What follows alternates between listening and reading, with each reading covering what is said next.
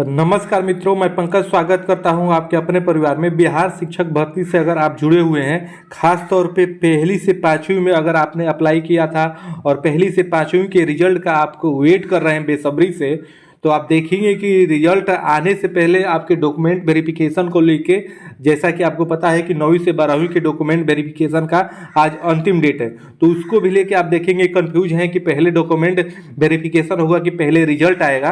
तो उसके लिए भी ये हमारी खास वीडियो है और आप देखेंगे कि आपको डॉक्यूमेंट क्या क्या लगेगा, डॉक्यूमेंट आपको क्या क्या बनवाना है, तो वो भी हम सारा कुछ बताएंगे आपको। अगर आप इस वीडियो को अच्छे से देख और समझ लेते हैं तो डॉक्यूमेंट वेरिफिकेशन से जुड़ी हुई कोई आपको दूसरी वीडियो देखने की जरूरत नहीं पड़ेगी। पहली से पाँचवीं में आपको कौन से डॉक्यूमेंट लगेंगे वो भी हम आपको पॉइंट टू पॉइंट बताएंगे, और कब तक रिजल्ट आएगा, कब तक डॉक्यूमेंट वेरिफिकेशन होगा, इन सारी बातों पे आपसे चर्चा करेंगे। तो ये वीडियो आपके लिए काफ़ी महत्वपूर्ण है, तो आप हमारे साथ बने रहिएगा। और कब से आपका प्राथमिक का डॉक्यूमेंट वेरिफिकेशन यानी डॉक्यूमेंट सत्यापन होगा, दस्तावेज सत्यापन होगा, इसके बारे में भी बात करेंगे। तो ये वीडियो आपके लिए काफ़ी महत्वपूर्ण होने वाली है। आपके प्रश्न 50 से अधिक सही हो रहे हैं तो आपके लिए काफ़ी महत्वपूर्ण ये वीडियो होगी, क्योंकि आप देखेंगे कट ऑफ, अगर आप मिनिमम कट ऑफ को पार कर रहे हैं तो ज़्यादा चांसेज है कि आपके सिलेक्शन हो जाएंगे। तो कितने कट ऑफ जाने वाली है इस पे भी थोड़ी सी चर्चा करेंगे, तो आप वीडियो में अंत तक बने रहिएगा। और आइए सबसे पहले देखते हैं कि पहली से पाँचवीं के लिए आपके कौन कौन से डॉक्यूमेंट यानी दस्तावेज आपके जरूरी है जो आपको सत्यापन कराने के लिए चाहिए। तो आइए वीडियो की शुरुआत करते हैं और देखते हैं। तो आइए यहाँ पे देख लेते हैं, यही महत्वपूर्ण 10 आपके दस्तावेज है, 10 आपके कागजात हैं जो आपके पास होने चाहिए प्राथमिक लेवल के लिए। जी हाँ, पहली से पाँचवीं के लिए प्राथमिक स्तर पे, जिसमें आप देखेंगे सुप्रीम कोर्ट के आदेशानुसार केवल डीएलएड का रिजल्ट आएगा और डॉक्यूमेंट वेरिफिकेशन में क्या डीएलएड का बीएड का दोनों का होगा। तो इसमें आप खुद समझ सकते हैं कि जब प्राथमिक में एलिजिबल आपका बीएड नहीं है तो जाहिर सी बात है कि आपके यहाँ पे डॉक्यूमेंट वेरिफिकेशन में आपके बीएड वालों को नहीं बुलाया जाएगा, ओनली डीएलएड वालों का ही डॉक्यूमेंट वेरिफिकेशन होगा। तो आपको डॉक्यूमेंट वेरिफिकेशन में क्या क्या आपको डॉक्यूमेंट तैयार करने हैं, सबसे पहले आप यहाँ पे ये देख लीजिए। यही आपके 10 अगर आपके पास दस्तावेज रहते हैं तो आप आसानी से फाइनलिस्ट हो जाएंगे। तो सबसे पहले आप देखेंगे कि हाई स्कूल जो आपका 10वीं होता है, 10वीं का आपके पास अंक पत्र और प्रमाण पत्र दोनों होना चाहिए। अगर आप अदर स्टेट यानी यूपी से बिलोंग करते हैं, खासतौर पर हम यूपी की बात करेंगे, तो यूपी से पहले अगर आप 2012 से पहले 10वीं पास करे हैं तो वहाँ पे आप देखेंगे कि अंक पत्र आपको अलग मिलता था, मार्कशीट आपको अलग मिलता था और प्रमाण पत्र आपको अलग मिलता था। और 2012 के बाद इधर आपके 2013, 2014, 2015 में अगर हैं तो वहाँ पे आप देखेंगे कि जो आपका अंक पत्र है वही आपका प्रमाण पत्र भी है। तो 2013 के बाद अगर आपका 10वीं है तो अंक पत्र केवल आप लेंगे, और उससे पहले का है तो आपको 2 मिला होगा, वो आप दोनों लेके जाएंगे। उसके बाद 12वीं का सेम वही प्रोसेस है। अगर 2012 के बाद अगर यूपी से खास तौर पे आप हैं तो वहाँ पे आपका मार्कशीट और सर्टिफिकेट दोनों एक ही है, आप इस बात को ध्यान में रखेंगे। उससे पहले हैं तो आपको दोनों मिला होगा, तो ये यहाँ पे भी आप अंक पत्र और प्रमाण पत्र दोनों लेके जाएंगे, आप इस बात को ध्यान रखिए। और ये सारा डॉक्यूमेंट आपको 2 कापी में फोटो स्टेट करा लेना है, 2 आपको अलग से फाइल बनानी है, तब आपको लेके जाना है। उसके बाद तीसरे नंबर पे आपका एजुकेशन, यानी जो जिस भी डिग्री में आपने एजुकेशन किया हो, बीसीए किया हो, बीबीए किया हो, बीए किया हो, जो भी आपका ग्रेजुएशन डिग्री है, तो अगर आपने ग्रेजुएशन पर अप्लाई किया है प्राथमिक में, क्योंकि हालांकि आप देखेंगे बिहार में 12वीं पे डीएलएड होता है तो 12वीं पर से ही अप्लाई किया जाता है। अगर आप अदर स्टेट के हैं, अगर आपने ग्रेजुएशन भरा हुआ है हारता में, तो आपको वहाँ पे ग्रेजुएशन का अंक पत्र और प्रमाण पत्र दोनों लेके जाना होगा। इसमें आप देखेंगे कि प्रमाण पत्र आपको यूनिवर्सिटी जाके लेना होता है।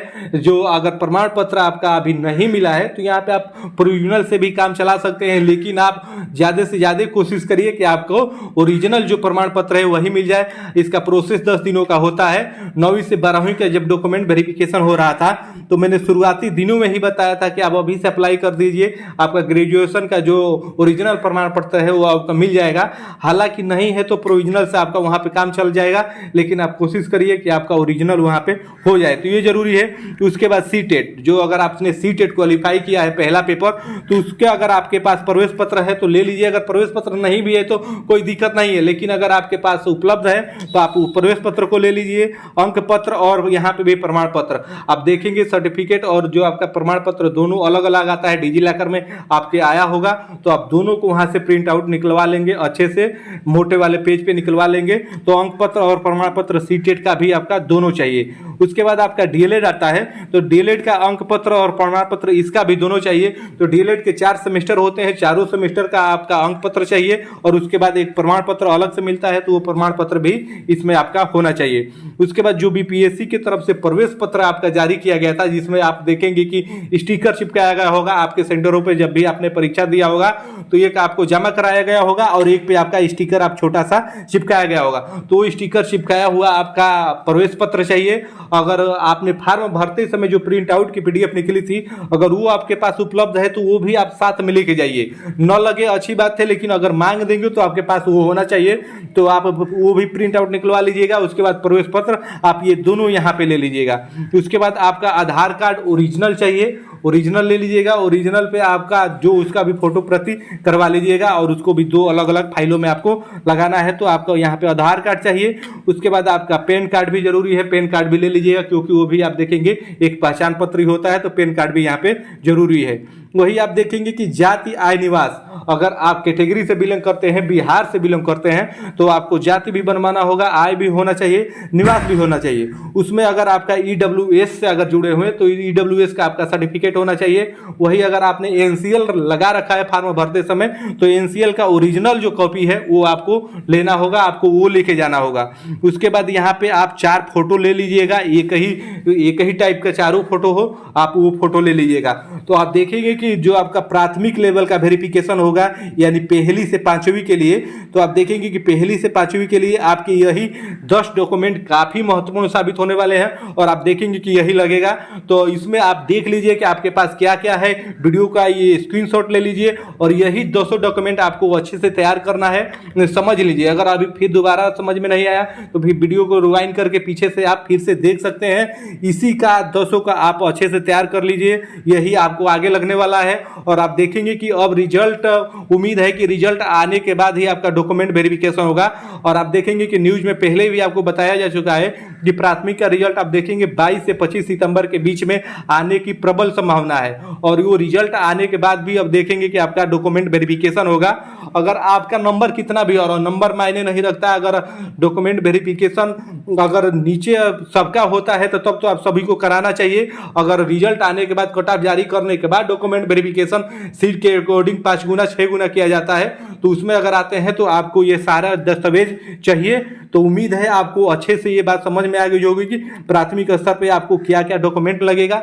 अगर थोड़ा भी आपको डाउट है, थोड़ा भी समझ में नहीं आया है, तो आप वीडियो में नीचे कमेंट जरूर कर सकते हैं। कमेंट करिए, वहां पे हम आपका रिप्लाई जरूर देंगे।